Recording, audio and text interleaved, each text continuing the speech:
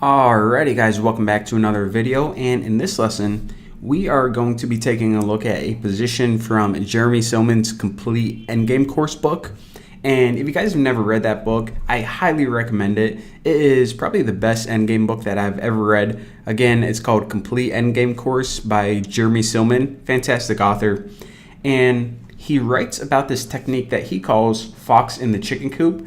And it's essentially a technique that you can use whenever you have an isolated pawn and some other pawns that are locked up, because what you want to do is essentially queen one of these pawns. However, these are locked up, so for the time being, they're essentially useless. Not only your pawns, but black's as well.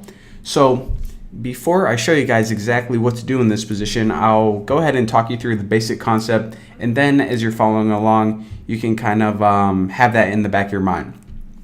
So from black's point of view, his main priority is this pawn right here, because like us, he sees that these pawns, they're not really going anywhere for the time being.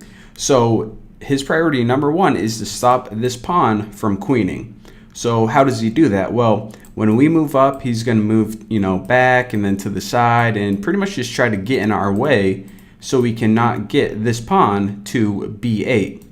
So the technique that we're going to do is we're essentially going to push up this pawn as far as we can go, and then when we get to a certain point in time, when this king is occupied trying to capture this pawn, we're going to rush over and capture all of these pawns, and we're actually going to have a bigger advantage than just one pawn. We're actually going to have a two-pawn advantage. It's really cool.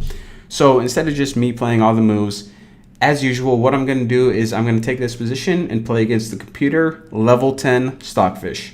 So, alright, my turn to move. The first thing I want to do is just keep pushing this pawn as far up as I can go. I mean, if this king just decides to, run over here, then we're just going to queen this pawn and, easy win. But let me just go ahead and push this pawn up. And alright, so the king goes to b7. What I'm going to do is I'm just going to go to a5. So in order to push his pawn up, of course, if you just send it on its own, then, without any protection, this black king is going to capture it. So that's why it needs the support from your king. So in this position, again, keep following the process. And instead of me moving up right here, what I'm actually going to do is slide over here to protect it. So I'm going to slide over to b5. And then when this king goes to stop it, I'm going to keep protecting my pawn, but I'm going to go right here. Now the king moves up to b8. Again, his priority number one is to stop us from queening. However, I am going to just go ahead and at this point in time, I'm going to ignore my pawn. And I know what you're thinking. This pawn was supposed to be your saving grace. It's 2 steps away from queening, but I'm actually going to just rush over here to d6. And while this king is busy taking care of this pawn that we're essentially sacrificing, I'm going to go ahead and start gobbling up these chickens. So this is why he calls it fox in the chicken coop. And look at this. Our 1-pawn advantage just turned to a 2-pawn advantage. And now we can go ahead and easily queen.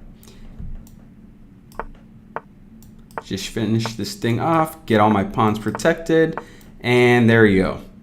So again, that is the basic concept behind the fox in the chicken coop technique, which is essentially whenever you have a passed pawn and pawns that are locked together, what you can do is you can push your passed pawn up as far as you can take it, and then at the moment when you can get a jump on the king, sacrifice your passed pawn, rush over and start gobbling up all of the enemy's pawns for a big advantage. So as always, thank you guys for watching. Don't forget to subscribe, and I will see you in the next video.